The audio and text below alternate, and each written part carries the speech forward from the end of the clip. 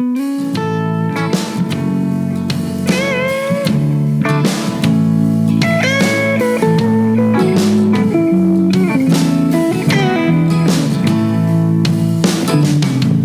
these Biloxi blues, it happens every night. And I ain't never met a riverboat dealer that could ever be a friend of mine.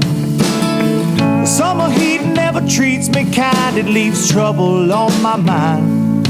So I'm bidding farewell, putting in my notice, and I'll see you at another time.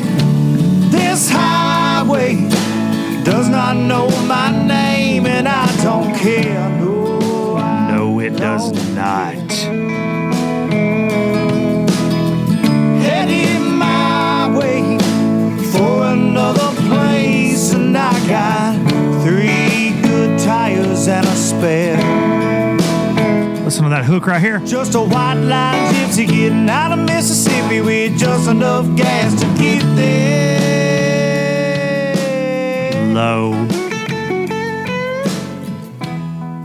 budget live, not so live, and that's a little bit of me right there. A little bit of Luke Duncan, Biloxi Blues, a song I wrote about getting out of the state of Mississippi, loosely based on my dad right there. Low budget live, not so live, from the Low Budget Live Bar and Grill, January 13th. Hope y'all are all doing mighty fine out there. I do. I've been to the dentist. I've been to the dentist today, and I don't. I'm not a fan of that. Like 90% of the American public's not a fan of that. I think it's dumb. I think it's dumb that our teeth give up on us. You know, you take care of them, you brush them up, you put braces on them, and they quit caring about you. That's garbage. That's garbage. And I've got a tooth that for the last 2 or 3 weeks, man, it's just been killing me when I eat. And so I was at the dentist and I got that fixed. They got me drilled up, got me all fixed up today. And there's nothing more awkward than being at the dentist. It's a new dentist. I don't go to the dentist a lot. I hate the dentist. I don't hate them personally, right? Like, I do think it's a weird profession to go into, but I don't hate them. I don't hate them personally, but I hate what they do. And this guy today, great guy, and seemed to be, anyways. And dude, he's just digging off in my mouth, and hands and stuff holding my mouth, and he's in there just numbing it and doing all the things that dentists do. And he's trying to have a conversation with me. How am I supposed to answer your question, sir? How? You rooting around in there, and I'm supposed to say the alphabet? I'm supposed to form clear sentences about bass fishing? You can't. That's ridiculous. That's too much to ask of a redneck. But I hate it. And it's like taking your car when you don't go to the dentist very much. That's why I don't go to the doctor either very much. When you go and you don't go a lot, it's like taking your car to a mechanic, you know, and you ain't been there in a while. Maybe you ain't had your oil changed like you should. And they're like, oh, we're gonna need to put 4 new tires on this bad boy today. What? I just got tires. Yeah, well, these are all bad because you didn't rotate them enough. Oh, also, your rotator splints out. Those cost $11,000. And we're going to change your air filter. Like, what? What's a rotator splint? Is that in a car? Yep. Here's the bill. Here it is. Here's your bill. So I'm in the chair today. I'm in that chair, and he's like, oh, yeah, man, you got some stuff going on. And I had some wisdom teeth. I had 2 wisdom teeth cut out on the bottom when I was a kid. A lot of people go through that. I guess all of us do. And it was miserable, right? Miserably. And I got 2 up top. But my former dentist from way back told me they were straight. Your wisdom teeth are good, dude. You just leave them in there. Which is weird that you get teeth that you don't need. That's neither here nor there. But I got these wisdom teeth, right? tell me I need them pulled. This dentist told me I need to go have some teeth pulled. I ain't all about that life. I'm like, how many days I'm going to be down? He's like, a couple. He said, it's going to look like we broke your jaw when we get in there and have to yank them things out. Or you could go be put to sleep and have them cut out. My daughter, Harper, the triple threat's daughter, it just happened. She just had hers cut out during Christmas break. It was traumatic. I'm 36 years old. I don't bounce back as quick as I once did. I'm not doing that. But I made it to the Low Budget Live Bar and Grill to do some Low Budget Live for y'all today. Hope y'all are doing okay out there. And Low Budget Live, as always, is brought to you by the fine folks at StarTron, Starbright. StarTron kicking ethanol right in the freaking teeth, protecting your weed eater, protecting your chainsaw, protecting your side-by-side, your four-wheeler, your three-wheeler. Maybe you're old school. Maybe you got that old Honda three-wheeler like Fat Cat Newton. Pour this little in there. Little drop will do you. This bottle right here, 256 gallons, 16 ounces. It's going to treat 256. This right here, Boat Guard by Starbright. Same company. They make everything. Somebody told me at Starbright this week they make a spray called Spider Away. You spray it and run spiders plumb off. That's real life. Make everything. Your pet pees on the floor, they got a little cleaner for that. You spill some Dippin' Dye on your carpet, they got some carpet clean. You need to check them out. If your fiberglass is faded just a little bit, like it was on the Boats and Pros boat me and Swindle fished out of yesterday. Not fish, but we did an interview out of. They got some restore to bring it back. Check them out. Low Budget Live sponsors, StarTron and Starbright. We really appreciate them. Moving on. I just mentioned that. Boats and Pros. So filmed the first ever Boats and Pros yesterday with my man, y'all's man, everybody's man, Gerald the G-Man Swindle. And he's amazing. Dude is he's rock solid, and we kind of dug deep on some topics and things, and it came off good. I got him with the boat I showed up with, and y'all all see that. I'm not going to tease this in any way because I want y'all's reaction too. Episode will be out the last week of January. Can't wait for y'all to see it. This is going to be a monthly series. Like I've said, the next one I got lined up, Jordan Lee, Mr. Jordan Lee. So really fun. It was a good day yesterday with Mr. G. So we got that thing knocked out. Mr. Tanner Lyons came up and filmed that. So y'all be on the lookout for that. It was awesome. It was awesome. You know what else is awesome? Fat Ass Challenge. That's right. It has begun officially. We're almost a week in. We are a week in. And me and Corey, we weighed again this week. Big C, we weighed again. He wanted to do another, and I wanted to weigh both of us on my set of scales. So we weighed, and I was a little heavier than I was on Sunday. I was at 225 on the scales, and he was like 246 on the scales when we were down at TH Marine, where we weighed in the parking lot like two rednecks. We filmed it. I'll throw it up at the end of this video right here so y'all can see it. The official weigh-in will be at the end of Low Budget Live, so watch that. But I want to say I got almost 15. I think it's 14 is the number right now. And that don't sound like many. Out of all the people that watch this, but 14 of y'all have reached out and said, I want to be a part of the Low Budget Live Fat Ass Fan Challenge. And Sonny Smith, Bo Petrie, I hope I'm saying these right, Jeff Gale, Garrett Atchley, Barry Price, Gregory Farr, Jacob Wynn, David Hall, John No, Torrey Tucker. Oh, Torrey said he was thick with a bunch of C's, and I like that. Bobby McDonald, Robert Smith, Callan Herring, and one female in the group, Miss Carla Griggs. And everybody has sent pictures of scales or tagged me, got some videos up, and I won't post everybody's weight just yet. We'll put together some stuff on this, though, okay? And I'm going to put together a prize pack. And we probably should have done a percentage of weight, okay? Because some people do have more pounds to lose than others, and it's not easy. But we'll take some things into consideration when we're doling out prizes at the end of this. But me and Corey are going pounds. We're going pounds. We probably should have done a percentage, but we're going to go pounds. We're going to go pounds. So thank y'all for being a part of that, man. That's top notch that some of y'all want to change your life. And maybe you don't want to be broadcast on here and you're following along with what we're doing. I hope you are. I hope you decide to get healthier in this new year. It's cliche, and everybody does it. All the gyms are packed out.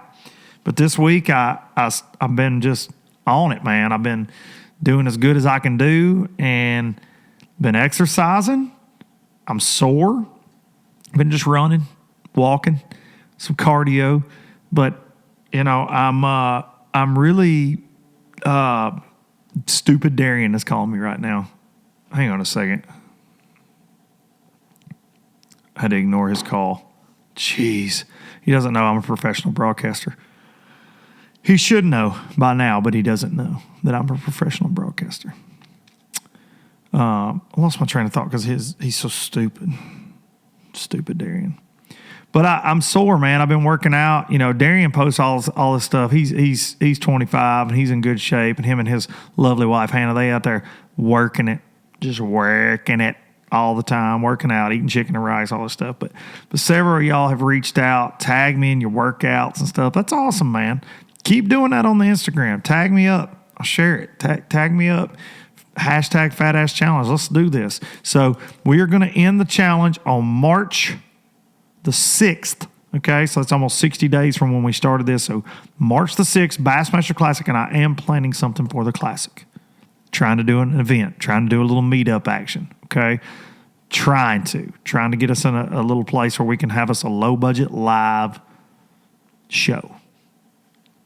See what happens. I'm working on it. Got some friends working on it. Fishing. Let's get back to fishing. Fishing's about to start up. You got the Bassmaster Opens next week. That's where my man Swindle was headed after I got through with him yesterday. Headed to Florida for the first Bassmaster Open, and I'm anxious to see that roster. You got some BPT guys fishing that. You got some FLW Tour guys fishing those. You got the Elite Series, and then you got great locals, and then you got up-and-comers and people trying to get their spot in the Bassmaster Elite Series and in the Classic. So that starts up on Toho next week.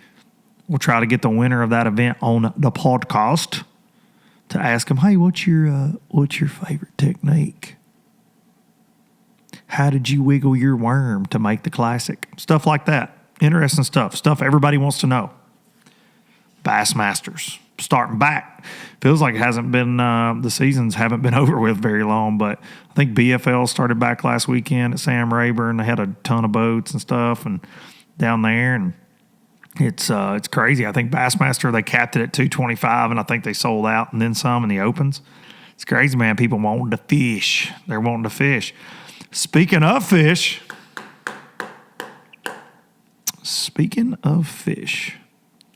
my boys at MLF, they done changed. They done said, hey, we're not going to do this the same way. MLF BPT. They done changed their mind on some things. So last year, for those of y'all that follow along with their shenanigans, you know that 1 pounders count, man. Every 1 pounder. And a lot of people don't like that. A lot of people are like, man, it takes a strategy out of catching big fish, and every fish count sucks, and there's a lot of things, I think it takes a lot of skill to catch a bunch of fish. And them boys, like Swindle says, they put 50 pounds on you pretty quick, and you're like, what in the hell just happened? I get all that. But I think to resonate with fans, hardcore bass fishing fans that are 5-fish guys, like we've talked about, we've talked it to death on here, it hasn't resonated, man. It just hasn't. And so they are acknowledging that, I feel like. And now they're going to bigger minimums based on the lake they're fishing. And this could get interesting, okay? This could get interesting. I don't know if it's every event. I don't know if it's for every... I'm not sure. I got the press release here, but bigger minimums. And what that means is they're going from 1 pound, like you fall, they're going to start with 2 pounds because they said that's a better than average keeper. Size limit you fall is like 14 inches. So that's going to get you close to that 2 pounder sometimes. 15 inch will probably get you closer. But anyway, 2 pound minimum for a keeper to be counted in the event. Now, still every one of them is going to count, but 2 pounds. And I want to read this. This is from Boyd Duckett himself here on the press release. Let's see. He says the goal is to offer a minimum that's a quality bass. So they're acknowledging, fans want to see bigger fish. Quality bass, the goal is to set a minimum that's a quality bass for that fishery, to set the bar higher at each fishery than has traditionally been set. So they're kind of taking a shot at standard bass fishing a little bit there, tournaments. And I don't disagree with that. I don't disagree with what he's saying. We'll start with a 2 pounder as a minimum at Eufaula. That's a realistic minimum for that fishery, and assess our fisheries almost like you would in golf, where every course has a different par. But I wouldn't be surprised to see a 3 pound minimum at places like Lake Fork or Toho. These are unprecedented minimum sizes. So, dude, you start doing that 3 pound minimum stuff, and that's a big keeper. So that's going to change everything, man. You start doing a 3 pound minimum, dude, that is going to change things. It's going to change the strategy. It's going to change the techniques you see win. So, that's interesting. Got to text my first guest today.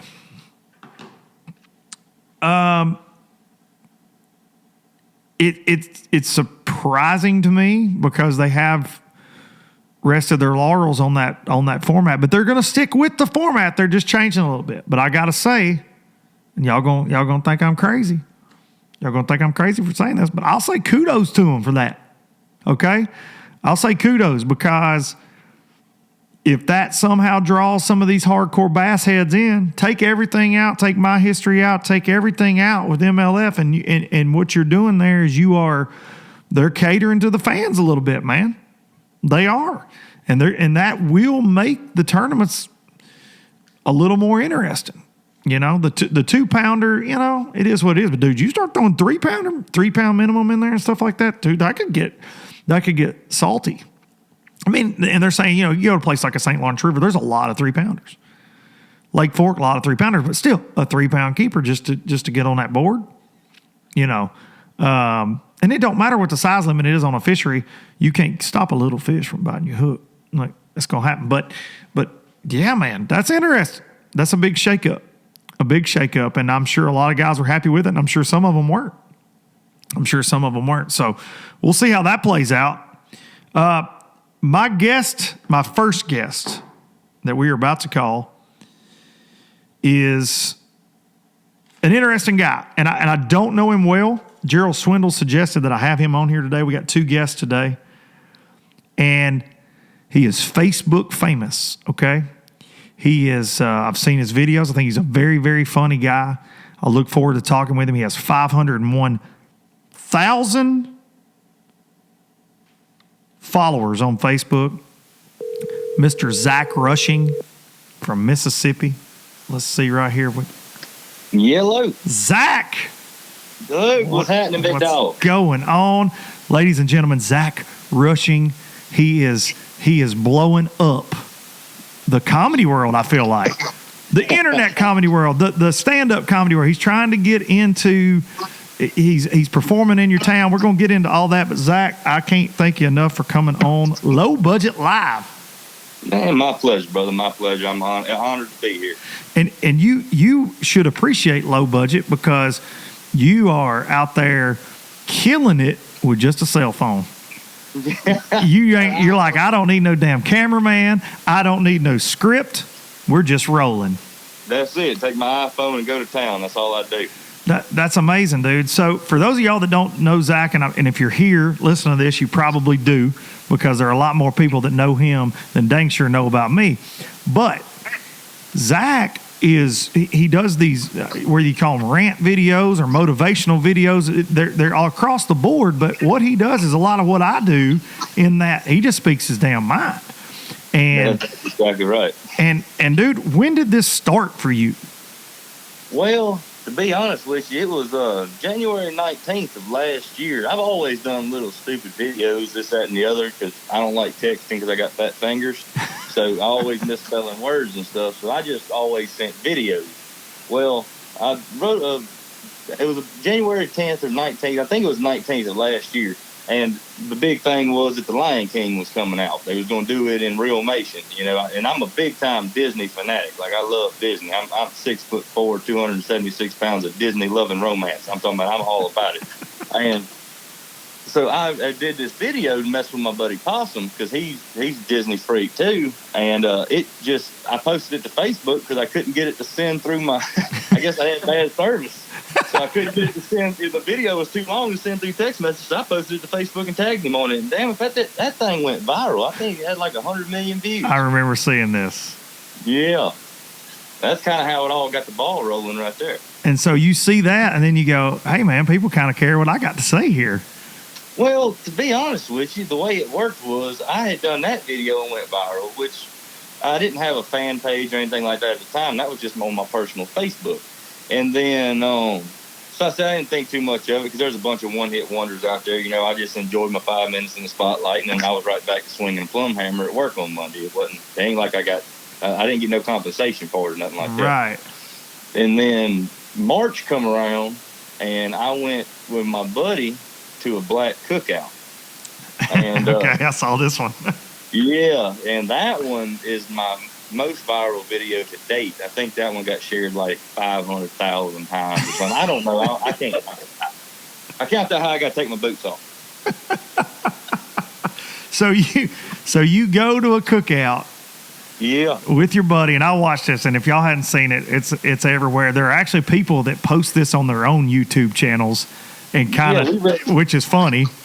Yeah, we've been shared on Facebook by Snoop Dogg and Kevin Hart and amazing. And yeah, people. I mean, they's a pretty big name. People apparently got a laugh out of it. That's amazing, dude. And it was really, there was a lot of stereotypical stuff in there that I'm sure resonated with black folks. You know, they're like, dude, this happens, and your observations are just so funny and so true, dude. And you speak your mind. And my favorite part of that one, and I wrote this down. My favorite part of that one is when you mentioned the Elk's Lodge. You said, now, I know about Domino's because of the Elk's Lodge. Because now, growing up in Lawrenceburg, Tennessee, in the middle of damn nowhere, son, I have played some music at the Elk's Lodge. I have played cards at the Elk's Lodge. There's been a lot of things I've done at the Elk's Lodge. Some I'm proud of, some I'm not. So that made me laugh as hard as anything in that video. That's it. You know, when you go to ELK'S Lodge, it's 99-cent beer. I mean, you do a lot of stupid stuff in there. Yes, you can make some mistakes at the Elk's Lodge. You ain't right. you can wake up the next morning wondering what the hell happened after a night at the Elk's Lodge. And y'all people that watch this that live in big cities, get your life right and get to an Elk's Lodge. Y'all ain't living right. Y'all better straighten up. You better go to a damn Elk's Lodge. So that one really put you over the top. And then how quick... So when you started a fan page, because you're at 501,000 subscribers, followers, whatever we want to call it these days. Dude. Hold up before you go any further there. So this is where people are misconception in Facebook. So okay. You got two things on a Facebook page. You got a like and you got a follower. Okay. Now this is what makes me laugh. I got 500 and something thousand likes. That means there's a little over 500,000 people out there that like me. But I got 1 million followers, so that means there's 500,000 people out there that they don't like me. They gonna listen. They just scared to death to click that little button. They don't want their friends to know. Yeah, they didn't want to give me a thumbs up. Sorry, son of a gun. Hey, I'm the same way. I know they're out there. They're creeping. They're in the shadows, and I'm like, hey, thanks for the view. We appreciate it. You don't have to comment. You don't have to subscribe. You can just watch it, and I love you anyway. That's right. Or I'll hate you anyway. Either way. Either way. Do you think that because you get a lot of crazy comments just because you're outspoken as hell, you call it like you see it, and a lot of times I feel like when a Southern man calls it like he sees it, he really gets extra hate, especially a Southern man that's an outdoorsman such as yourself. You love to bass fish, deer hunt, turkey hunt, duck hunt. But when you see those comments, are you like me and you think that ain't no way some of these comments that get posted, anybody would ever say them to your face? Well, going back to your question, when I first started my fan page. Oh, yeah. Sorry, I got ADD. It all kind of intertwines together. Whenever I first started my fan page, it was a big jump to get followers from my personal Facebook to my fan page. Yeah. Because that's like the way it happened to me. I no longer have a personal Facebook. Right. No. And so if my dog goes missing, it ain't like I can post on there. I got to get somebody else to do it. You're selling your lawnmower or something. You got to get somebody else to do it. Yeah, exactly. But it took so I did that on July 3rd of 2019. I created my fan page. Now I went viral again at the September 31st with the women versus men thought process. Yeah. Video. And it just so happened that it was August 8th at 6:10 a.m. I was on the Stairmaster, which I was already hating my life. Okay. And I get this notification pop up on my phone that my page had been hacked. And boy, you talking about come unglued, man. I didn't know what way to do because I had 60,000 followers, which at that time was a lot. No doubt. Anyway, you know what I'm saying? No doubt. So that went on, and I had to go through lawsuits and this, that, and the other, and trying to get my page back. I ended up getting it back. Dang it. But finally, it was a month later, and by the time I got it back, the people who had hacked it, they couldn't make no new videos because it wasn't me. So they were just resharing my videos over and over and over, and I was flooding some timelines. I know there was some people that hated me. Unreal. But it ended up getting me over 100,000.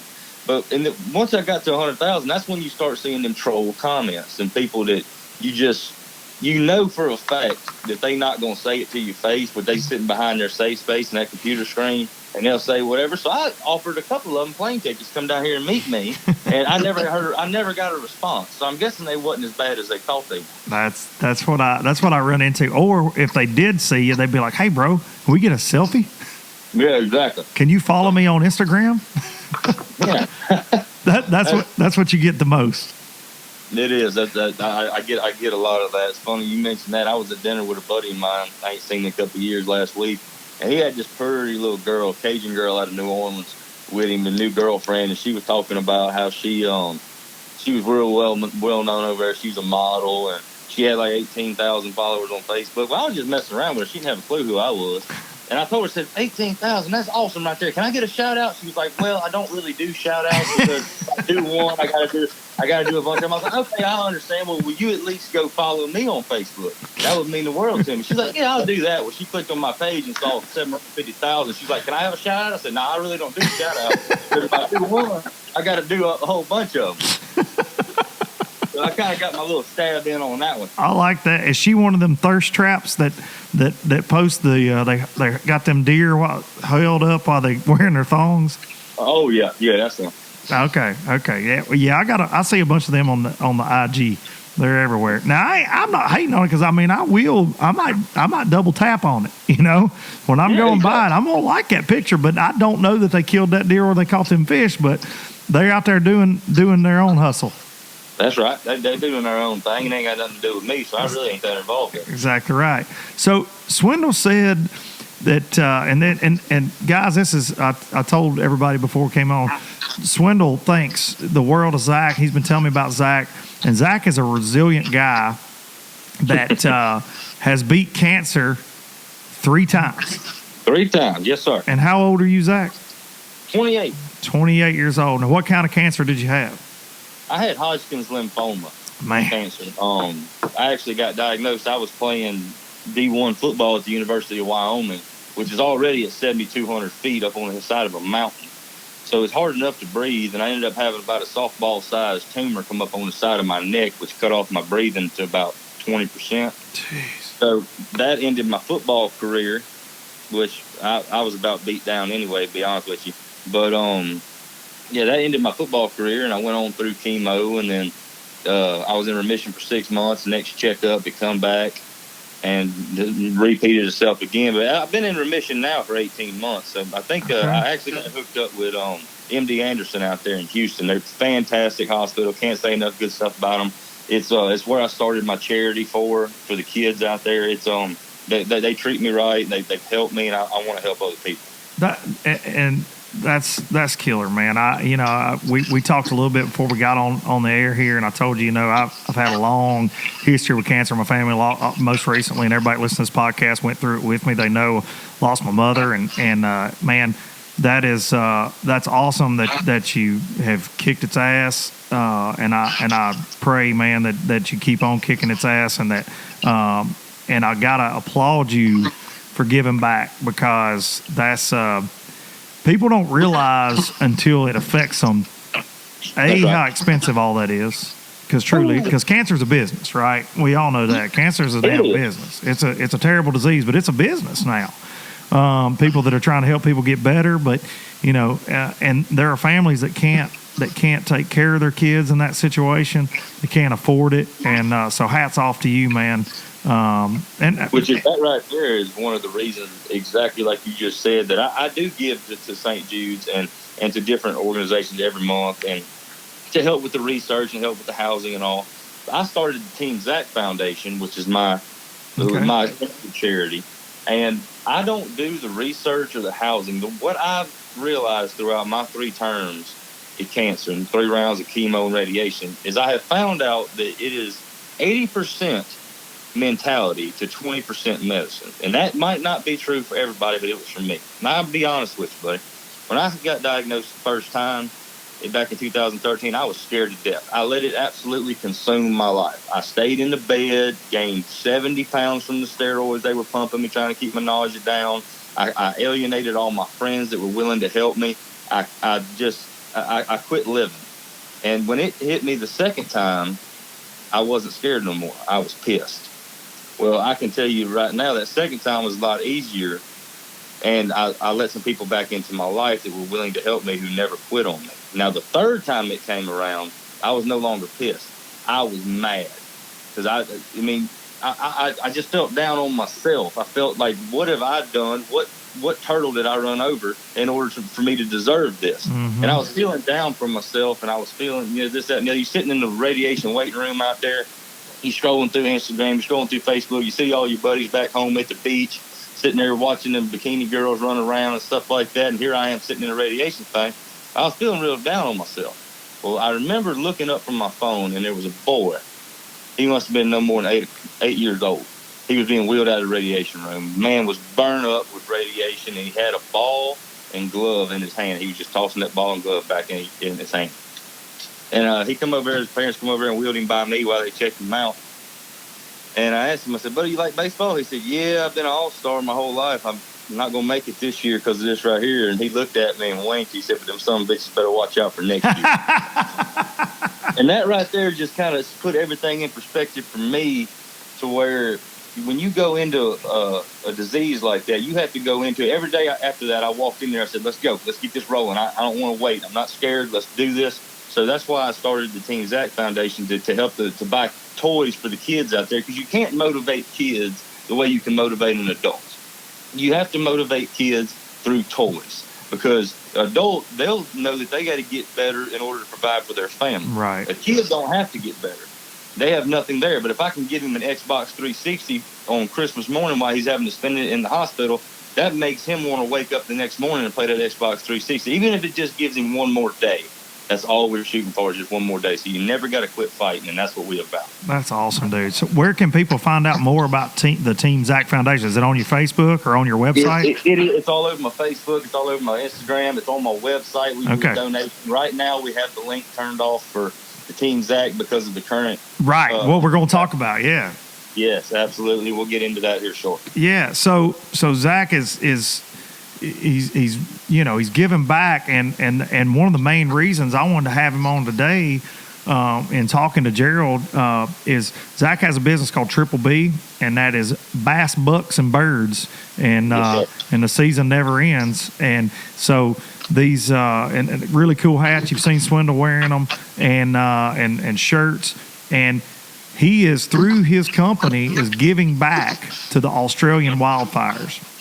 And Swindle sent me the link on the video. I watched it. Man, Swindle and I talked to the dude. I would love to get him on while he's doing this and talk and see if we can help in any way here at Low Budget Live. So tell us about the Australian wildfires and what you're trying to accomplish there and help out. Absolutely. So, as you said, we started this in 2017. We started the Bass, Bucks, and Birds. There was 5 of us. There's 5 Triple B boys. And we was all at the deer camp, and we was doing what you do at the deer camp when the deer ain't moving. We was drinking. I'm gonna be honest with you. And we was playing Phase 10, sitting at the kitchen table. But we got so toilet hugging drunk that night, and we woke up the next morning to go get us some coffee. Well, there was a napkin on the table, and it had these 3 B's. The first one had a bass in it, and it was hard to make it out because I don't think any of us are artists.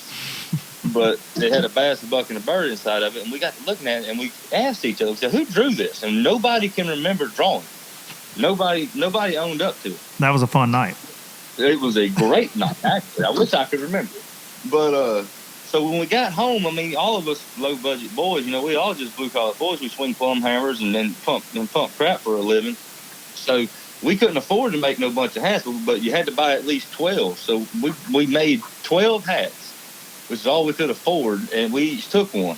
Well, I had a drawdown fundraiser for my charity a week later, and we just happened to put them on the table and see if anybody liked them. Well, it was the first 7 items sold, and they sold for ungodly amounts of money. So we looked at each other like, hey, we might have something going on here. Wow.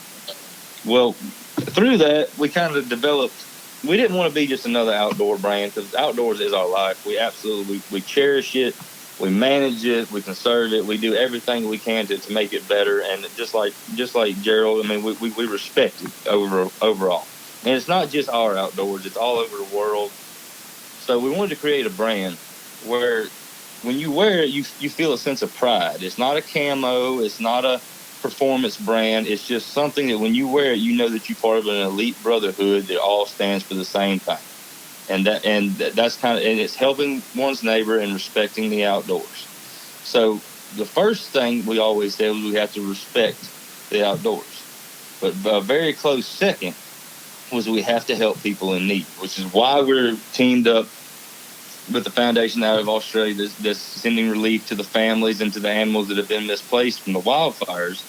So we had a meeting 2 nights ago, and I talked to the boys, and I talked to my staff, and I talked to my managers, and I told them, I said, this is what I want to do, but if one person's not on board, we're not doing it. I said, until these fires are subsided, I want to donate all proceeds from the company to these wildfire relief. These people need our help. And I gave them an option. I said, does anybody object? And nobody even began to say anything. They were all for it. And everybody was just, hell yes, let's roll. What can we do to help? Well, so we called the foundation over in Australia. Kind of hard to get in touch with, to be honest with you. But I don't even know how that phone call worked. It's tomorrow there. Yeah, exactly. So I'm trying to tell them what day we're going to send the check, and I'm the day off. So it's going to be a late check, but they'll get it.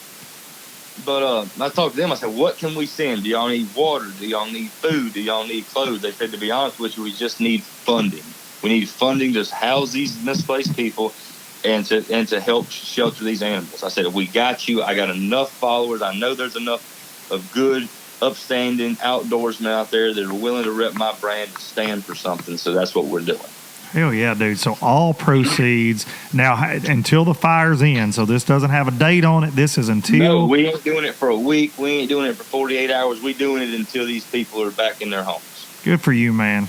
Good for you. Y'all please go check it out. I'm going to do the same. I'm going to get online and order me some Triple B because I was spying Swindles yesterday and he wouldn't come off any of them because he's a cheap ass.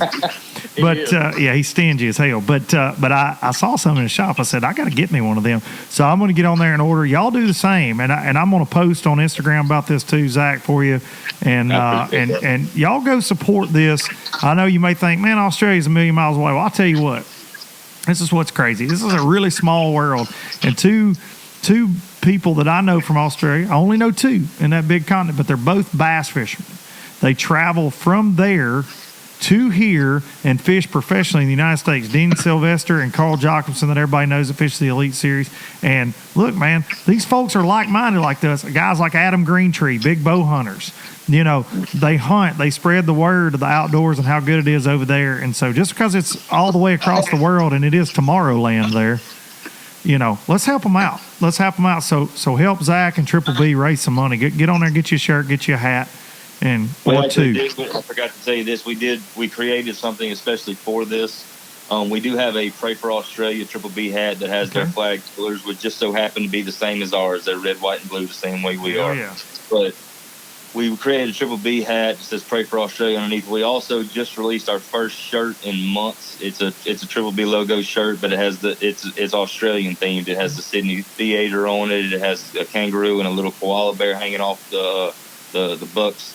I mean the bird's beak at the end of it. It's a great looking shirt, and like I said, I just wanted to mention that if you get on there, all proceeds go there. But if you want to show your support for Australia, those are the two to buy. Hell yeah, man.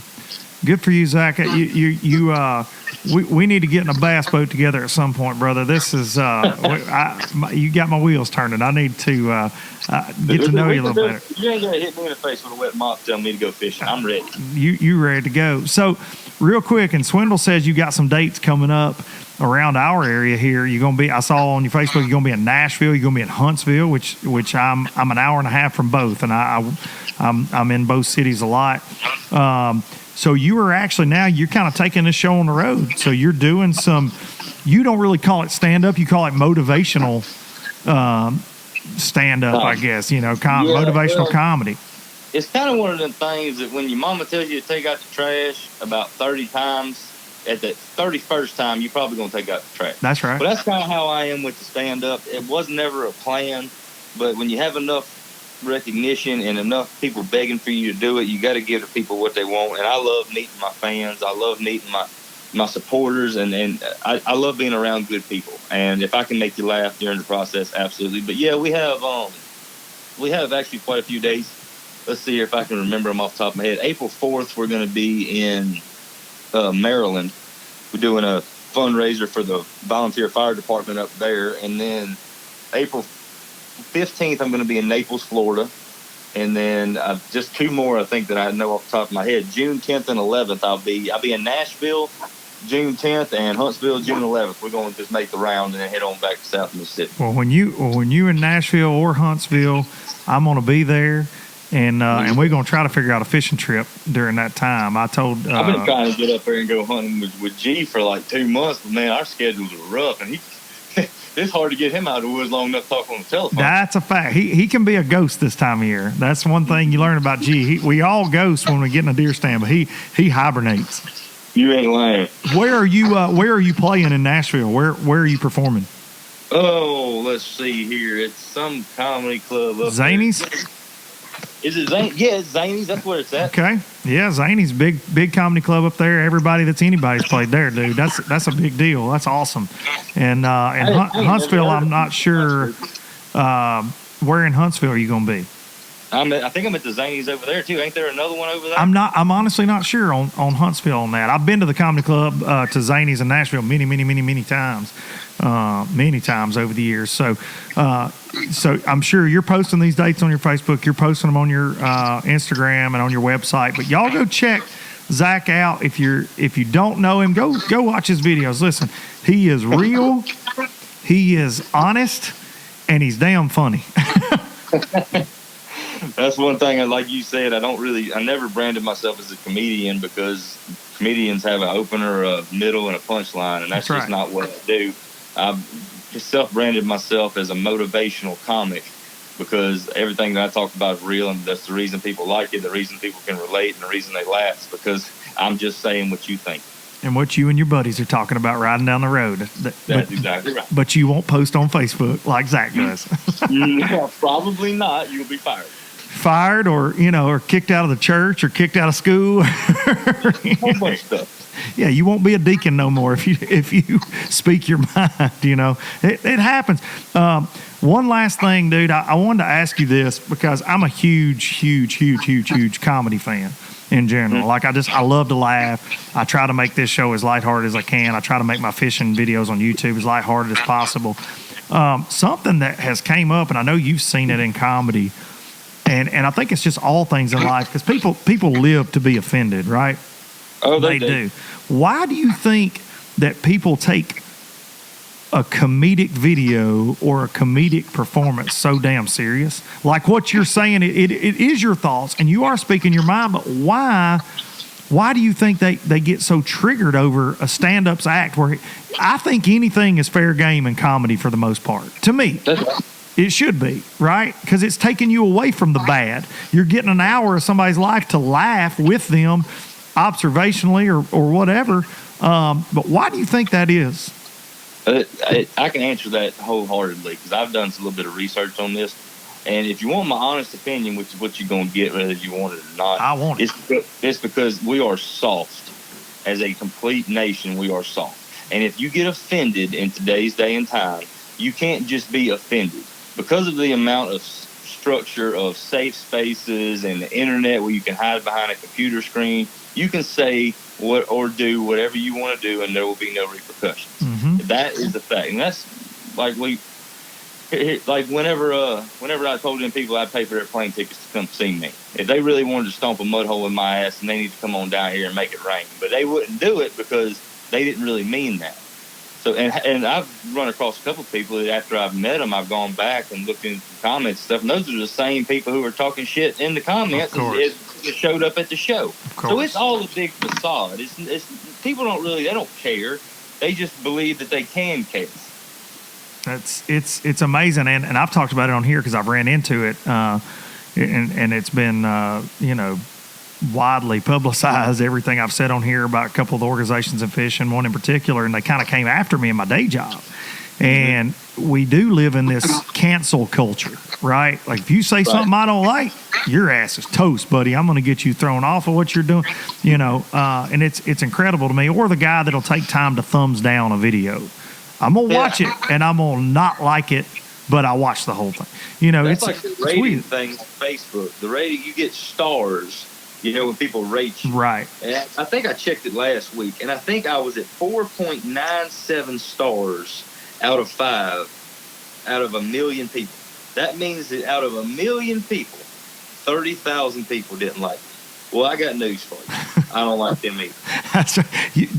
We ain't gonna go eat no Chick-fil-A together. No, we're not going to the Chick-fil-A. You don't get to eat God's chicken. You go over and eat Popeyes and dry ass biscuits. You ain't getting no damn Polynesian sauce. That's it. Damn right. Zach, dude, listen, I really appreciate you. Y'all go check Zach out if you don't. I know that he's a hell of a follow, and go follow him on Instagram. He's growing his Instagram. Go like his and subscribe to YouTube too. Zach, I hope to meet you soon, and I look forward to talking to you again, my brother. Yes, sir. One last thing, if you don't mind, I want to let everybody listening know. Look here, there's something I've learned over about the last 3 months. Apparently, when you get to a certain level of exposure on Facebook and Instagram and YouTube, people are going to make fake profiles of you. And that is a big problem that I'm battling right now. Is I have countless fake pages that are telling you that you won $300,000, and I'm here to tell y'all I ain't got bread like that. If I could give each and every one of y'all $300K, I promise you I'd do it because I'd be living a hell of a lot better life. I'd be living like Gerald and not like that. But I will let y'all know, if you do get a friend request, my Facebook and my Instagram and my YouTube, because it is a public figure type deal, it won't allow me to friend request. So just ignore it, block it, and report it, and I'll be forever in your debt. That's one less that I got to do. Jeez, it's crazy. There's always somebody trying to take advantage of something, ain't there? That's it, brother. It is, man. Yeah, I enjoyed this, buddy. We got to get together. I'll see you. If I don't see you before then, I'll definitely see you in Huntsville or Nashville. We're going to do it. Thank you so much, Zach. I really appreciate it. All right, buddy. Talk to you later. Bye-bye. Thank you. Zach Rushing. Y'all go check that dude out. Swindle and I, yesterday, he's talking about Zach. And, it's just really cool to see people. Gerald and I had this conversation this morning. It's like the American dream, man. This guy swinging a hammer. He works on a dirt racetrack with his dad. It's something they do. Last year in July, 60,000, which is a ton, right? 60,000. That won't fit in the dang Tennessee Titans Stadium up here. 60,000 people. He had 60,000 likes. He's at 500,000 followers or likes on Facebook. Millions of views. And the guy's just speaking his freaking mind. He's really funny. He's an outdoorsman, and obviously he's giving back. And I wanted to bring him on and let him talk about that and get to know him a little bit better because, Gerald's like a brother to me, and anybody he thinks the world of, I want to get to know. So that was fun. I hope y'all enjoyed that. That was kind of unexpected today because my next guest, got two today. This is a spicy little critter of a day right here, buddy. My next guest is another internet superstar in his own right in the fishing world. And he is a YouTuber. He has 300,000 subscribers. And I got to fish with him a couple weeks ago in Texas and could not have been more impressed with this guy right here and his work ethic and his fishing abilities. And I just wanted to also get to know a little bit more about him. And ladies and gentlemen, Duncan, Ben Milliken. how we doing? We're good, buddy. We are good. Hope you're doing well up there in Cornhusker land. I'm doing good. I'm doing very cold. Are you? What's the temp today where you are? I believe it's in the 20s. It's going to be dropping all day, and we got it's the tundra up here basically. We got a heavy wind coming in. It's not looking good, man. Well, we're at about 55 here in Middle Tennessee with a huge storm front coming through today. So we may get tornadoes. You may get snow. I think I'd take that right now. I don't know. Well, the fish do bite. The fish do bite before these fronts come in, man. Exactly. So this show got crazy because of Gerald Swindle. I blame Swindle. Typical. It was going to be me and you today only, and I ended up. Have you ever heard of Zach Rushing? Yes, I have. Okay, so I had Zach on right before I called you. So him and Swindle are big buddies, and I thought Swindle had reached out and said, "Hey, Zach would like to do your podcast. When can you do it?" And I said, "Well, I'm doing one today, and I've got my buddy Ben coming on." But dude, how perfect, because a lot of the things you and I are going to talk about, Zach is another guy like us in that he speaks his mind. He just speaks his mind. He throws it all out there. And that's one of the things that we're going to get into with you here. You have done very well for yourself in the YouTube fishing world and in life in general by being Ben. Ben. And I think you would agree with that. I totally agree, man. You're yourself. Your channel. You're raw. You're uncut. You let it all out there, man. And I got to spend a couple days around you and in the boat with you. We'd met previously at a show, but didn't get to really hang. And I've talked about it on here, man. I was impressed with blown away by your work ethic, your fishing abilities, your love for fishing, though. And I think that's something that gets lost in the YouTube world sometimes. No, I totally agree, man. And first and foremost, I want to say thank you seriously so much for having me on here. I kind of want to get into this. We'll talk a little bit more about YouTube about everything, a little bit about everything with the tournament and the YouTube stuff. But, I've been listening to your podcast a lot the last couple months, and seeing guys like Brandon Polinick, Gerald Swindle, Mike Iaconelli on there, those are my true heroes of the sport with a background in tournament fishing. So to be asked to come on here, I genuinely greatly appreciate it, man. Well, dude, that means a lot to me because I look up to those guys immensely, just like I look up to you, though, because you're doing it, man. You're doing it, and a lot of. I would say a lot of the YouTubers. I hate that term, by the way. I don't know if you do or not, but me too. It's I guess brutal. YouTubers. That drives me crazy. But a lot of they get a bad rap for from quote pros for saying, oh, they don't know as much about fishing or they don't fish tournaments or whatever. But the interesting thing about you in that world is, and I did some digging on Mr. Milliken, but you've been fishing tournaments for a very long time. You and I have had these discussions, but when did you make the decision to go from a civil engineering major, huh? Yeah. There you go. And back in 2008. Wow. Yeah. Some digging. I did some digging. How do you go? Google's amazing. You just type in your name and all kind of shit comes up. Never heard of it. You never heard it? Yeah. Well, it's a new thing. They're sponsoring the podcast. Shout out to Google. But when do you go from that? You were tournament fishing before that, obviously, a little bit, and fishing and getting a passion for it. But when you get to college, how do you go from civil engineering major to, dude, I'm going to fish for a living?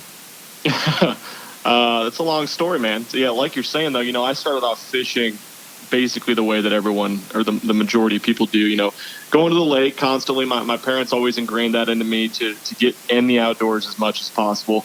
You got the old school and us telling our kids, back when we were your age, Yeah, we didn't have sure. these Game and Boys and everything to go. We were outside, and our parents let us in when the sun went down. And it was, my parents weren't super old school, but it was literally that way for us. I grew up fishing the local ponds, creeks, everything, and my dad and my grandpa taught me my love for fishing, and I've been doing it forever, as far as I can remember. And so growing up, I did that. It was more multi-species stuff. And like you were saying, high school and college, I fished my first fishing tournament in high school, and I kind of got eaten up with bass tournament fishing. And then went to go to college, decided to start a college fishing team at the school that I went to college at. And yeah, of course, civil engineering major, that all, of course, you can't major in bass fishing in college, although that might actually be a thing that's possible these days. I'm not even sure. It could be. Yeah. But so I go to school, actually ended up transferring to a junior college because I got a baseball scholarship offer and decided I wanted to play baseball. I played sports all growing up too. So I went and played baseball for a few years, and then I went back to a university, started the fishing club, had some success there, got my degree. So I think I might be one of the only full-time YouTubers that has a college degree, or one of the few anyways. But yeah, so I kind of was doing that, bouncing around doing the local derbies and stuff like that. Got a full-time big boy job for 3 years or so, and I was still fishing tournaments and just bass fishing whenever possible. My goal, my dream was to get to the point where I could fish the Costas, the Opens, and then, of course, fish professionally, tournament fishing, bass tournament fishing, that is.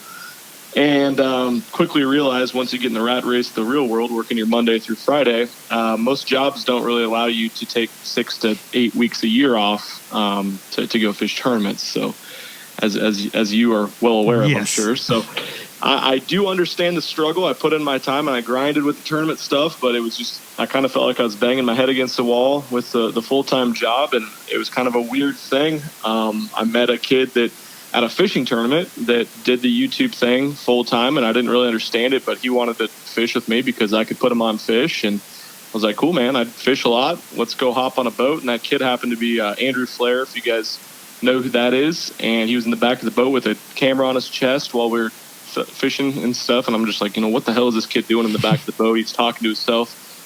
And so we go fishing a few times, and he puts some of this stuff up online on his YouTube channel. I'm like, holy shit, this got 40,000 views. Like, what is this stuff? Unreal. Because I think we all want to kind of share our passion for fishing a lot, and so I was very intrigued by that. And so we start going on some more trips, and he started to explain, kind of the business side of all of it, and said that it was his thing he was doing full time, and I kind of got the idea that that'd be something that I'd want to do, because I can't take 6 to 10 weeks a year off to go fish professionally, not at the point where I was at anyways, with a wife and a kid and everything. And I kind of I started doing that, started making some videos, 2 or 3 a week, and got to the point where a couple of them took off. I started making a little bit of money doing it, and then all of a sudden it just became time where I wasn't making enough money to live off of it, but I was posting 2 videos a week, and I told my wife, I was like, I think if I could do this full time and jump in both feet, that I could make it work. And we had a long talk, and she had just graduated school, so she'd been in school our whole relationship, grad school, and she finally got done with that. And I said, all right, here we go. I'm going in, and started posting 5 to 7 videos a week, and haven't looked back since. Unbelievable. Now, what year was that you went full time, that you just drop everything and say, this is it for me? I believe it was 2017. So you've been full time at this for going into your 3rd year. And, yes, sir. And I don't think people realize, especially tournament guys and maybe, my dad doesn't get he's like, oh, you making videos again, fishing video, because he's, everything is a tournament to my dad, bass tournaments and things. But I don't think people realize until they do it how much work this takes. And, for sure.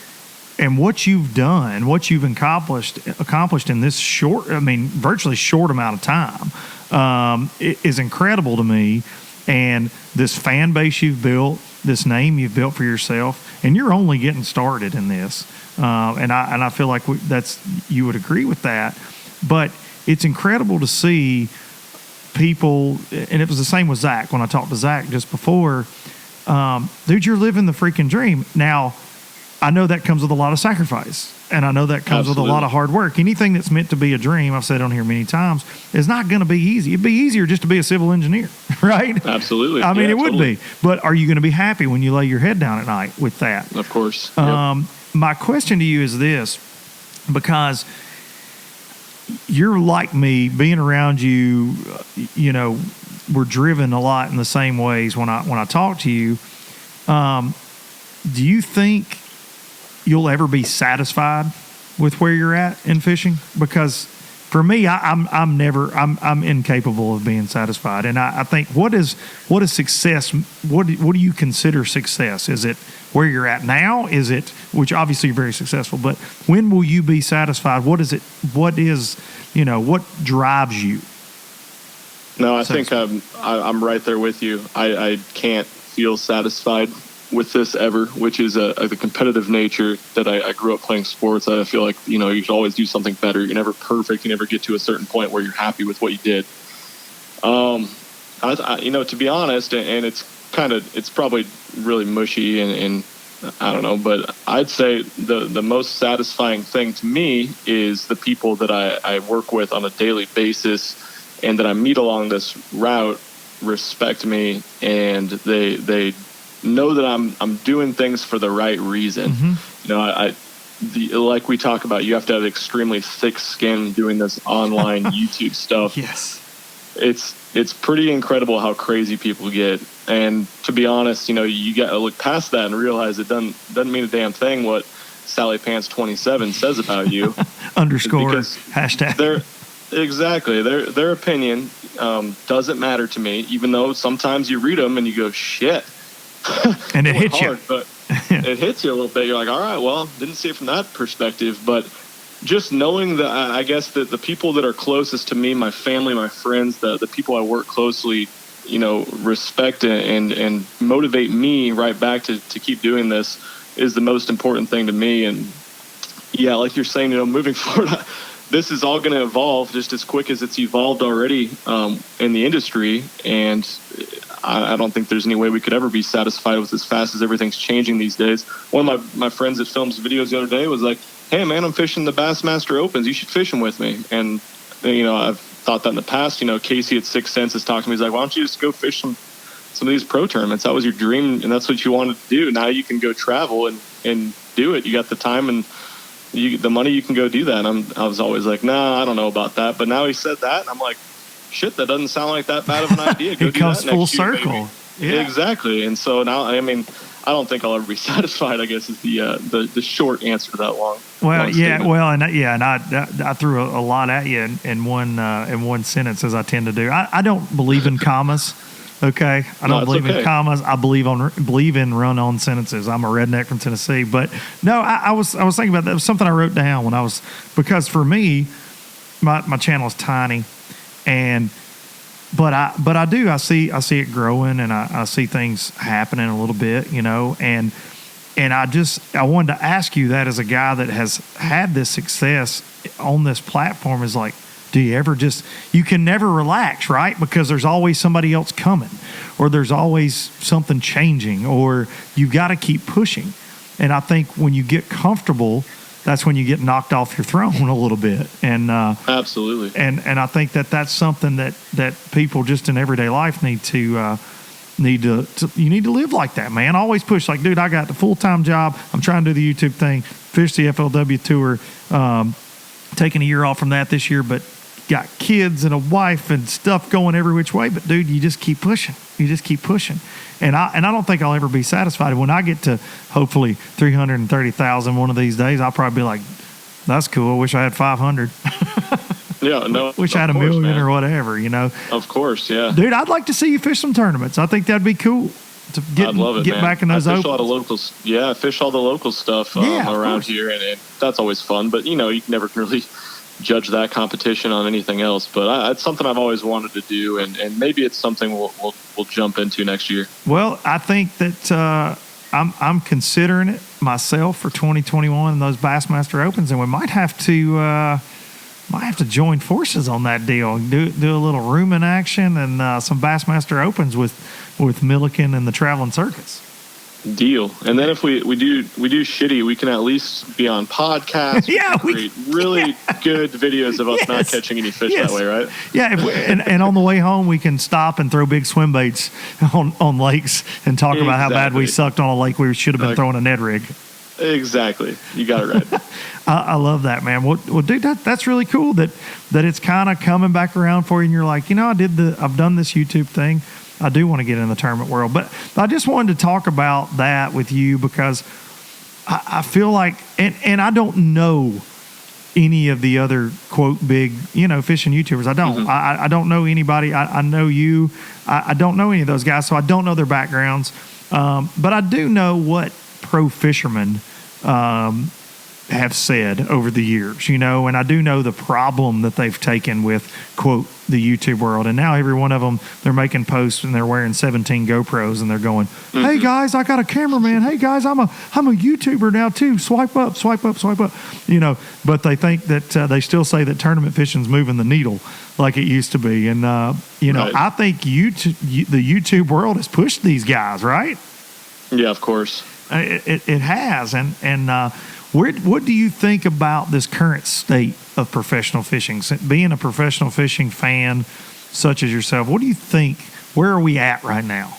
So I guess there's two ways you can go with that. You can go from the micro of tournament fishing, where that's the craziness that's going down with MLF and Bass and FLW and all this. Or are you referring more to the YouTube fishing guys deciding to go the YouTube route? I think I'm talking about, and this is you're going to go, gosh, Duncan, the whole thing as a state, because I'm calling pro fishing now that it is YouTube and pro fishing combined, tournament fishing to me, because guys are making a living doing both, growing the sport or helping expose more people to this. So, where are we at right now? Do you think more people are getting their information from pro fishermen or YouTubers?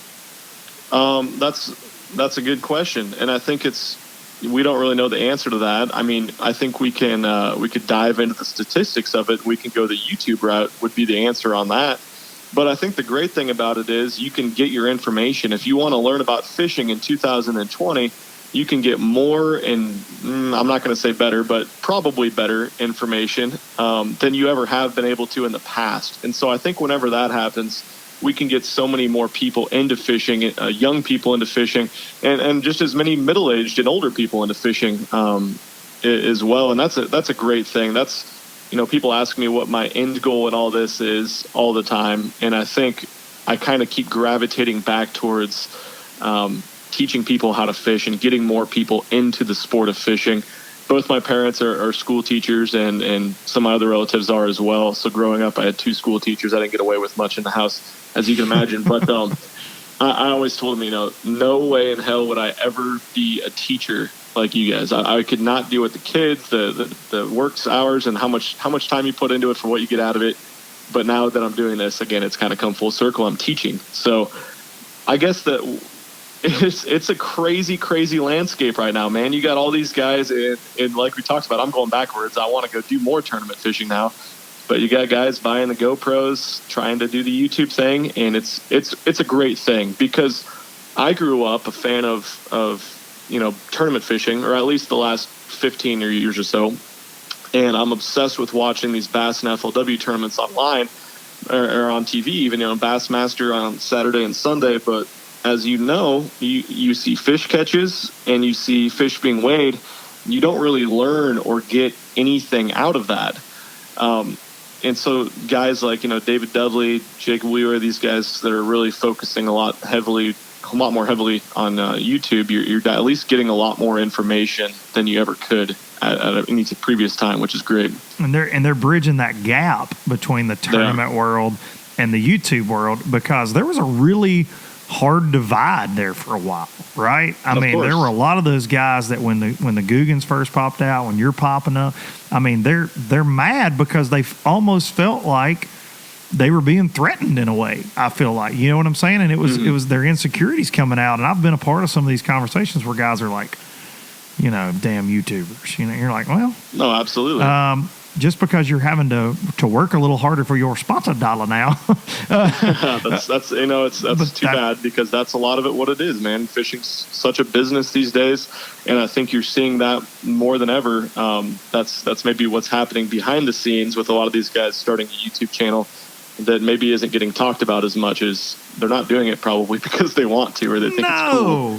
No, listen. Half of these damn guys that are starting YouTube channels are doing it strictly because their sponsor numbers are down, or they're getting passed up by the guys like Brandon Polnick, like the guys like Swindle, that put in their time not only on the water, not only promoting sponsors, but also on social media. They live their lives on social media. They document everything because they enjoy it, right? Of course. And they're getting passed up. And so now guys are like, hey, I'm in my garage. Want to see a Palomar knot?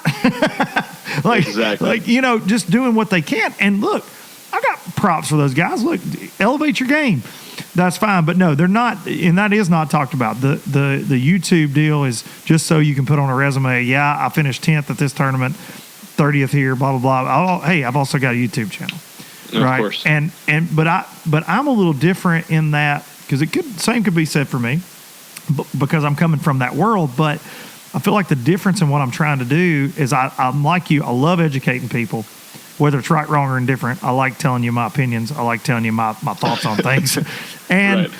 But dude, this year, not being on tour, and because I was worn down and I was mentally frustrated from a lot of things going on in the fishing industry, but focusing on just YouTube this year, truly, and still working the full-time job and everything, but focusing on that has renewed my sense of passion for fishing like I never thought possible, dude. And I lay in bed at night thinking of ideas for videos and what I can do, and ideas for podcast topics and things. And dude, I mean, I'm so excited about the opportunity to be on this platform, and you know, and looking up to guys like you, hope that I can do, you know, a quarter of what you've been able to do on here.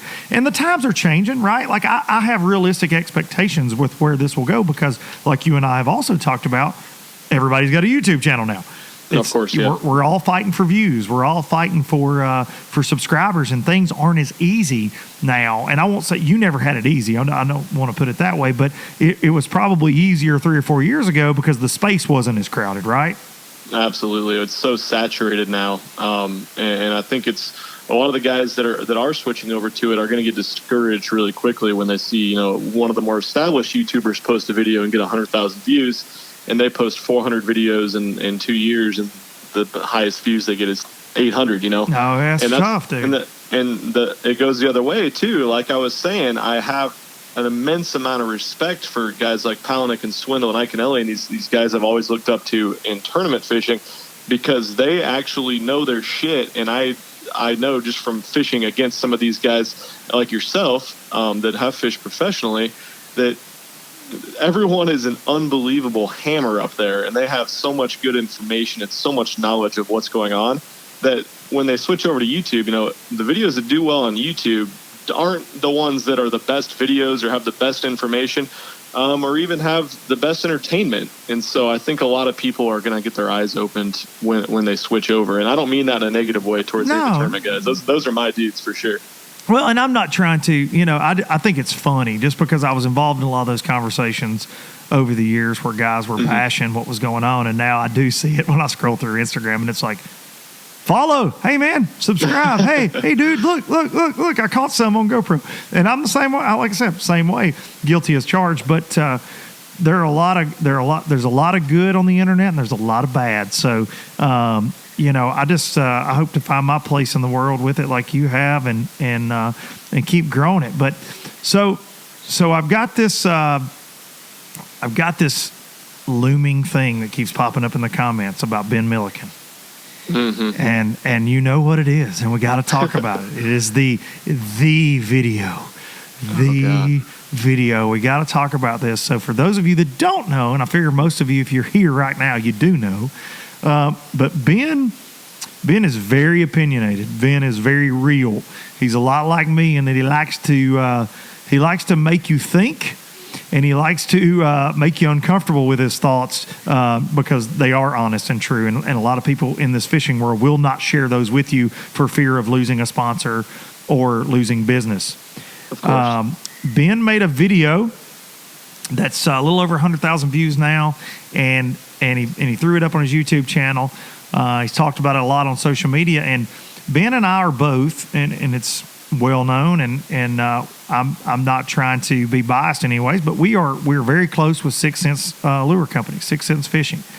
They're great people. They make great products, and Ben took issue, like a lot of companies do and a lot of people do, with the Guggen hard line of baits, hard baits that have came out, and he did a video breaking down. And I talked about this last week as well, but he did a video breaking down the similarities, and I use air quotes there, the similarities between these two baits in several different models of the baits, and they're knockoffs. I mean, that's just, for lack of a better term, that's what it is. And the video was very professionally done, very well done, and you did your homework. But you were passionate about that, dude. You wanted to get that out there. Yeah, man. And I think there was a lot of misconception. Again, like we were talking about before, I care the most about what people that know me personally, know me closely, think about me. Right. And I try not to let what other people say that don't know a damn thing about me get to me. But I think there was so much misconception about the reason I made that video, who it was directed at, what I was trying to do with it. And I guess maybe I could just jump into the whole story. Yeah, give it a little bit of bring background. it on. What's going on with this? I think they look at Ben. Oh, Ben's got a 6 Sense hat on in some of his videos or most of his videos, and so he's just trying to bash his company. And 6 Sense paid him a bunch of money to go out and make this video bashing this other company, and that's all extremely false information. But as an opinionated person like I am and like you are, I can understand how someone that doesn't know me could see that and think that. That's an easy grab to say that, though, absolutely, right? Absolutely. And honestly, those are thoughts that happen in my head when I don't know people sometimes too. Absolutely. So it's not something that I can judge that much either. But basically what happened was, since before I started the YouTube thing full-time 3 years ago, I'd been working with 6 Sense for about three years at that point. And right when I started the YouTube thing, again, it was before I was even full-time, 3 or 4 years ago, Mystery Tackle Box, part of Ketchco, reached out to me, and they wanted to do some work with me as well. So I've been working with 6 Sense and Ketchco, a.k.a. Mystery Tackle Box, for 4 or 5, 6 years. I've been working with both of these companies for a very long time. So Ketchco decides that they're going to start doing more with coming out with their own custom baits, as far as creating their Shop Carl's online retail site, and that they're going to start making some soft and hard baits. Fine, that's great. They wanted me to promote some of them. I said, okay, well, I have sponsorship obligations, hard baits with 6 Sense, but I'd be happy to help you guys out, whatever, with soft baits, because I don't have any soft bait sponsors.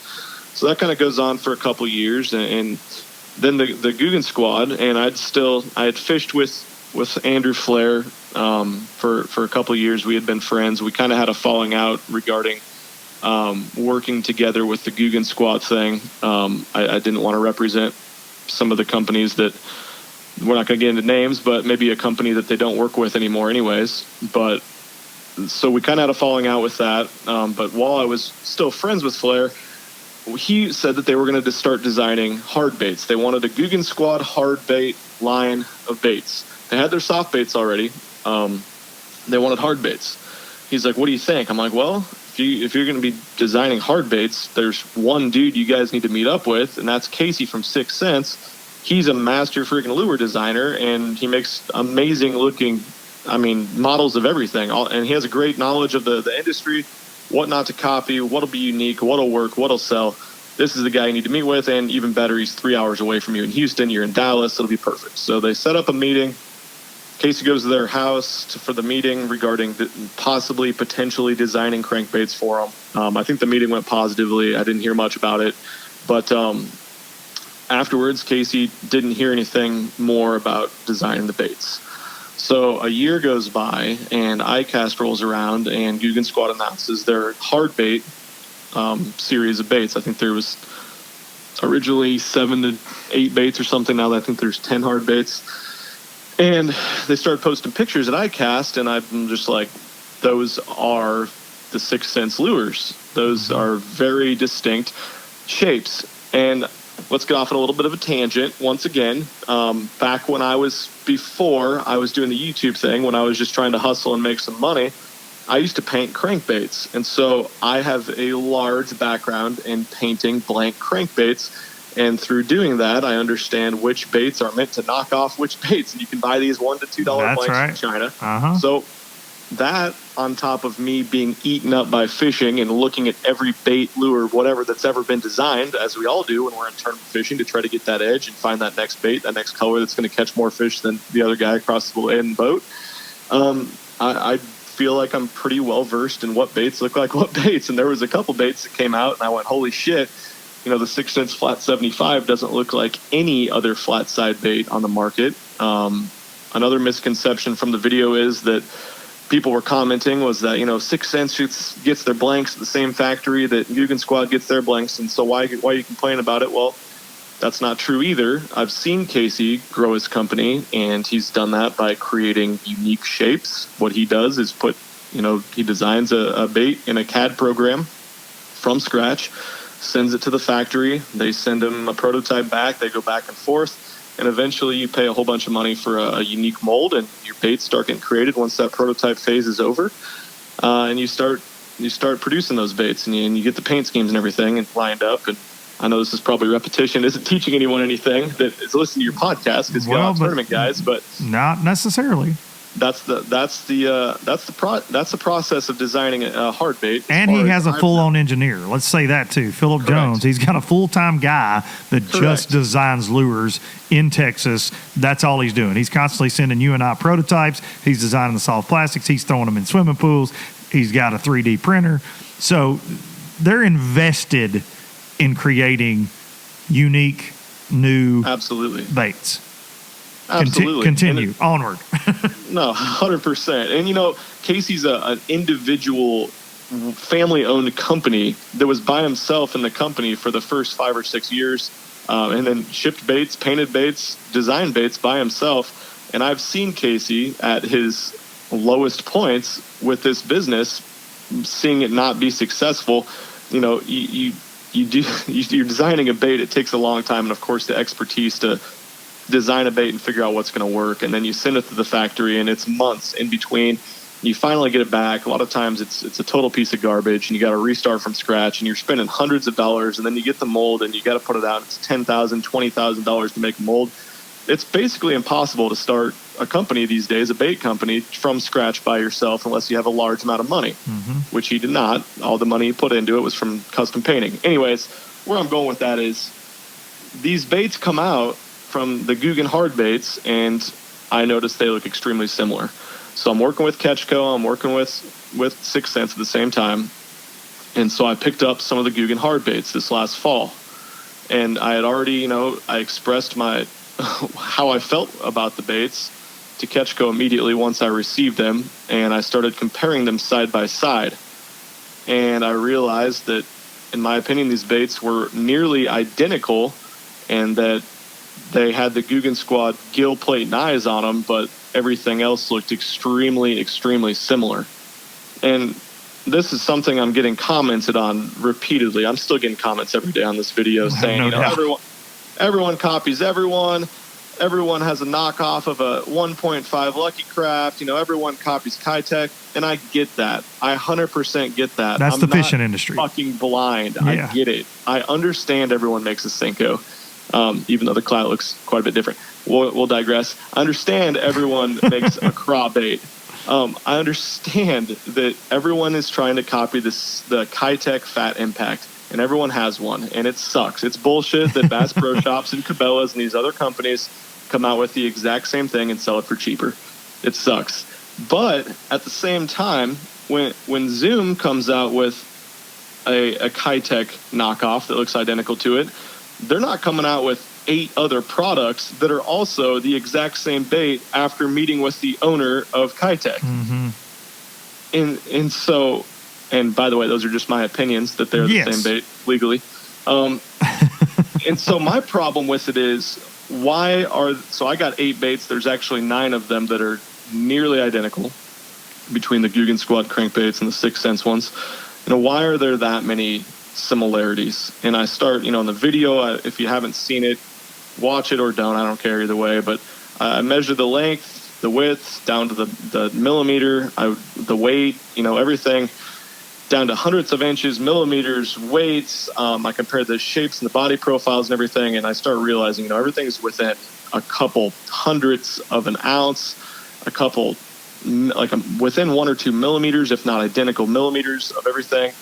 And I just start asking questions, and I don't know. I felt like I didn't throw shade at anyone. In the video, I never said anything negative. I even gave the Guggen Squad props. I said they opened the door to a lot of the stuff that's possible for me to have a career in the fishing industry and the YouTube world. But a lot of people apparently didn't decide to listen to that part. No. So that's basically what happened. I'm extremely passionate about fishing. And as a friend of Casey, the owner of 6th Sense, which has grown into a friendship, it started as a business relationship 6-7 years ago. And me seeing his company grow and how hard he's worked and the level of expertise and the cool products he's come out with, I have an extremely large passion for 6th Sense as well. So seeing a new company come out, and it's not one bait, they're not knocking off the flat 75, it's not 2 baits, it's the whole 8-9 baits. It's frustrating. Well, and you see that because they're coming in guns blazing, a company, like what they're trying to do. And they should. And they should come out with products. They should capitalize on what they've got going for sure. And I'll never begrudge anybody for that and for being successful like they have been and all that. But, 6th Sense is obviously one of the fastest growing lure companies in the United States right now. It's one of the hottest. And so, taking your pick to knock them off is smart. I don't agree with it. It's really smart. And when you're talking to people that might not realize that 6th Sense is even out there, right? A lot of their fan base might not know that, unfortunately. Absolutely. And I've seen some of the comments of people coming at you. You just did this for views, man. You just did this for views. Look, Ben gets plenty of views on his freaking own, okay? He's out there working hard. He's traveling all over the country. He's filming. He doesn't need this for views. This is an issue in the damn fishing industry. You talked about it. I talked about this on my last episode with the big box retailers as well. I mean, from Academy to they're not as bad about it, but Bass Pro Cabela's for sure. You see this private labeling that goes on where they right next to the damn Spro frogs, they got the Kermit set, and you can buy 5 for what you can buy 1 Spro frog for. And it's that. And Walmart's always been really bad about that, and it's frustrating to see how that goes, and it's a cash grab. So have you heard from any of the guys in the actual Guggen Squad on this, or just from people at Ketchco? No. So, the biggest thing to me was, and why I made the video, we'll start there, I guess, was because I worked with both of these companies for a very long time. Since I started my YouTube channel, there's been people saying, why aren't you promoting or working with Ketchco and Mystery Tackle Box? You completely cut ties with them. What's going on? And that was the biggest reason that messed with me, was one of my sponsors, who's had a past business relationship with another one, went and did this. And so that was really rough. So you cut ties completely with Ketchco? I immediately cut ties with Ketchco. I don't believe in doing that sort of thing. I realized that there are knockoffs of Senkos and Kitechs and brush hogs and everything else in the fishing industry. And I keep getting this comment from so many people that, well, everyone does it in the industry. Well, that doesn't make it right. That's right. That's not something that it's in my opinion, and that's my opinion. If people listen to this might say, well, why does that matter? Shit, they do it with watches and cars and luggage and everything else in the world. How come it's not right? Well, that's your opinion. My opinion is that one company shouldn't do that to another. Yeah, what I heard from Ketchco basically was just, they put out a big statement and said, that they laid out 5 lipless baits and said, here, look at all these shapes. They're pretty similar. And, I cut the 2 lipless baits open. They had the exact same weight placement. They had 9 BBs in them. They had the exact same, nearly exact same, I should say. In my opinion, they were extremely close.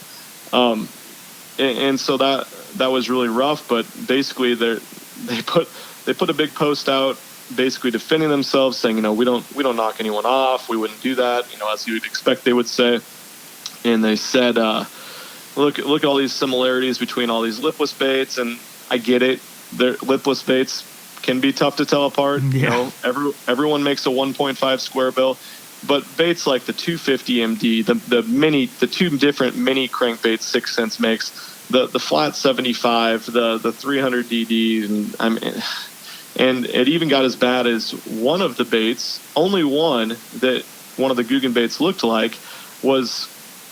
similar to a 6 Sense Cloud 9 bait. It was the only one.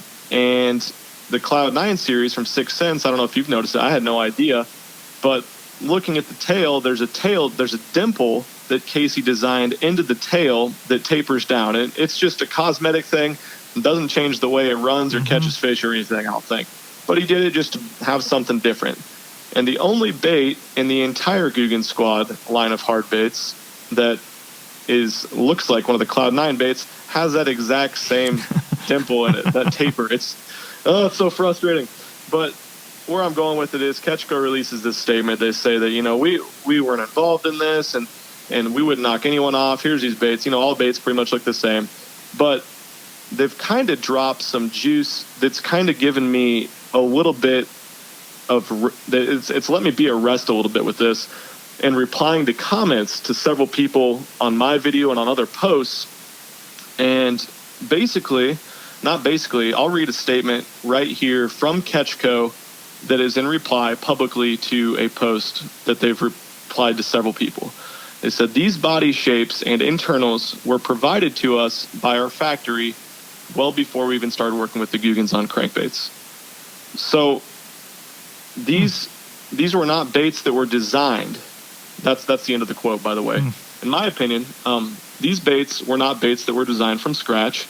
They were baits that they got from the factory, whatever factory they used. Obviously, in my opinion, it was probably a similar, if not the same factory that Casey had used in the past. He's switched since then. And of course, it's a China issue. I mean, it's China. It's the Wild West over there, son, even though it's the Far East. Intellectual property, of course. Yeah, we see it in the marine industry constantly with boat parts, dude. Half the TH damn catalogs of it. It's insanity. I'm sure it is. It's insane. But, basically, they say in all these responses, we got these bodies from the factory. We didn't design them from scratch. And then when we took them to the Guggens, we made slight modifications by, adding their Guggen eyeball and gill plate to it. And then we put it on the market. So that's a statement from them. And I guess it's given me a little bit of rest on it that they're, as far as I know, they're being honest. They got the baits from the factory. They didn't design them themselves. And then they made some minor modifications and threw them on the market. And that's enough for me to kind of make up my mind about what I think about the deal. And anyone's entitled to their own opinion. But one thing I want to say more than anything is I did not receive any financial gain from 6 Sense, or I did not receive Casey never asked me to make this video. He didn't know about this video. He did not ask me to put this video out, and I was not contractually obligated or anything from 6 Sense. 6 Sense was not involved in this video in any way.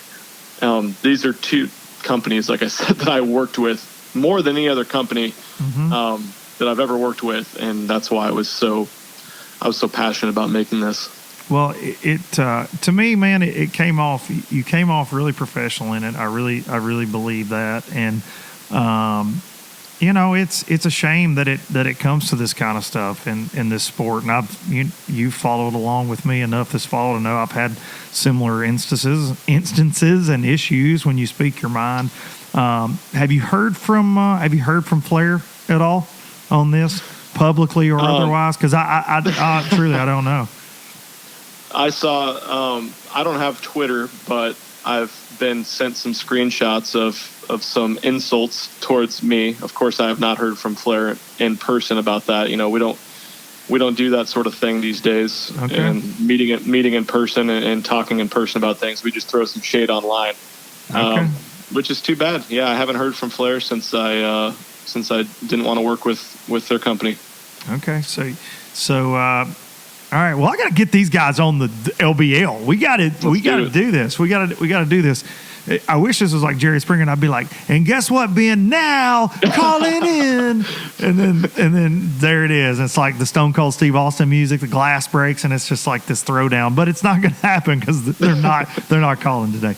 No, and to be honest, like it seems like it's some big fight between me and the Guggens or something. And I've never said anything disrespectful on any platform about any of those guys. And I don't hate them or dislike any of them. What's business is business in the past. And like I said, I'm very grateful that they opened a lot of the doors that have allowed me to do what I do. But I wasn't happy about this, and so I made the video. I like it. I like that you speak your mind, and y'all go watch the video. You know, comment below, watch the video, come back here. That's a lot of clicking, but go check it out, man. If you haven't seen it, it's just it's Ben speaking his mind, and then go watch make sure you subscribe, but go watch all of Ben's videos. He's got some great stuff. He's got a ton of content, man. You can never get caught up if you're behind on being an MFER. You can That's never right. get caught up. So what's next this spring, man? Where are you headed next? I know we did the Texas thing. We're planning, hopefully, to get you down here, Stupid Darian and I, get you down here to the Tennessee River sometime this spring. But what's next, man? That's a great question. I think I talked to you a little about that when I was down there with you, that I kind of fly by the seat of my pants. We do things short term usually. But I think I got just a little bit of a taste of those Texas fish, and I think I want to go back down there and get a little bit more revenge on some of the bigger fish. So I think the next couple of weeks we'll probably go down there for 3 or 4 days. And then after that, man, we're going to be doing ice fishing and stuff around here. I got a baby coming that's on the way in March. Yes, So, congratulations again. Thank you very much. Yeah, man. Thank you. But so probably not a lot of traveling around at the end of March, early April. But You're going to be on that post-spawn bite in the South, is what you're saying. You ain't going to get to fish any pre-spawn at Southern fisheries. Hey, that is the one good thing about living here in Nebraska. I could go up to South Dakota, Minnesota and stuff and go whack on some of those big smallmouth and stuff when everything's kind of getting tough down south. Oh, that's what's so amazing. I actually put a video up this week from September on fishing up in Minnesota, and it's just so silly how tough it gets down here then, and up there you can just drill them. It's of course, it's incredible, dude. But well, look, man, I really appreciate you coming on. I know we covered a lot of stuff, and I want to have you on again. I want to next time we're together in the same place, we've got to do one of these together where we can just sit down and spitball everything. But I know you're a busy dude. I really, really appreciate you giving me the time, and I appreciate you, letting me get in the boat and film some with you, man. I learned a lot that day about you, but about your work ethic and just your love for fishing, man. It comes through in your videos, and I'm proud to know you, dude. You're doing good things. No, I really appreciate that. You too, though, man. You're killing it this year. You got a lot of big plans. You're doing it all across a lot of different platforms, and so that's extremely difficult. But I know you're the type of dude that it will pay off for if you keep grinding, man. Well, I'm gonna keep after it, dude, and I hope that the plans turn into reality. That's the case. But y'all go follow Ben. Ben, I really appreciate you, dude, and I'll talk to you very soon. Thanks, dude. Take it easy. All right, thank you, Ben. Ben Milliken right there, Milliken Fishing. Make sure you're following Ben. That's a good dude. And look, in that conversation, I want to say, I don't personally know anybody in the Guggen squad. I don't know any of those guys. Rob reached out to me about being on the podcast. I hope we can still make that happen. But I don't know any of those guys. I don't. never talked to them in person ever that I know of, but it's a shame to see just more divide. There's just more divide. We're just divided right now as a nation, but especially in this little fishing world, we're definitely divided. Thank y'all so much, though. The ones of you that aren't divided about Luke Duncan and you're here and you're subscribing, I really appreciate that. I do. I'm seeing it grow every day, and it's awesome to see. Okay, I'm putting in a lot of hard work, and I want y'all to know how much I appreciate that. First Boats and Pros will drop the last week of January. Thank you for watching the first Traveling Circus. It's only been up a couple days now, but you guys watched it. You've commented. I really, really, really, really, really appreciate that. And I can't thank you enough for watching that. And more to come. We're going to do one Traveling Circus a month, a podcast a week, one Boats and Pros a month, and then vlogs in between. So keep on subscribing, keep on commenting, keep on losing weight. You fatties. You fatty. Fat Ass Challenge rolling strong. Going to March 6th. Y'all keep losing weight out there. Keep me posted on everything. We'll take y'all out with some Biloxi Blues. Thank y'all for listening, and hope you have a really, really, really good week.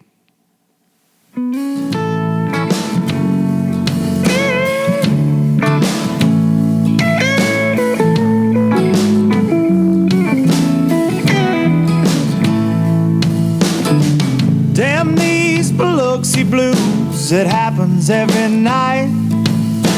And I ain't never met a riverboat dealer that could ever be a friend of mine. The summer heat never treats me kind, it leaves trouble on my mind. So I'm bidding farewell, putting in my notice, and I'll see you at another time. This highway does not know my name, and I don't care, no, I don't care. Headed my way for another place, and I got 3 good tires and a spare. Just a white line gypsy getting out of Mississippi with just enough gas to get